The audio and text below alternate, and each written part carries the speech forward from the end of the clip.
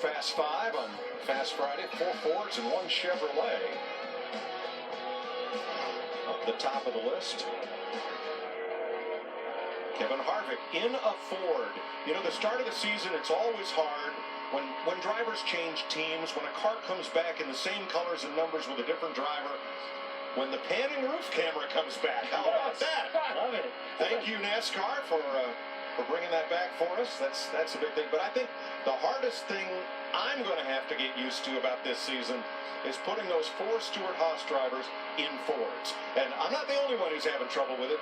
That has been quite a process. Oh, I think it's been a huge undertaking by this team. A lot of credit to them to just, be here with 4 race cars ready to go for the Daytona 500 this weekend. But, I mean, if you think of the detail of what it takes to switch manufacturers, as well as the alliance that they have with Hendrick Motorsports, they use their simulation. So you're talking about new chassis, new bodies, new engine, new people that they're dealing with on that side of it, as well as a whole new technology of simulation of what these teams use to get ready for every race and set them up. I just remember a crew chief a few years ago switched from Dodge to Ford, and he said it screwed up our whole front end because the engines were different. They fit down the chassis different. It was bigger in the front. I had to move this, had to move that. It takes some time to work through all that. Speaking of taking some time, it's taken some time to get Kurt Busch on track. He's not yet been out in this session. None of the Toyotas have practiced, so we've not yet had our first look at the 2018 Toyota Camry that will be raced this year before it hits the showrooms.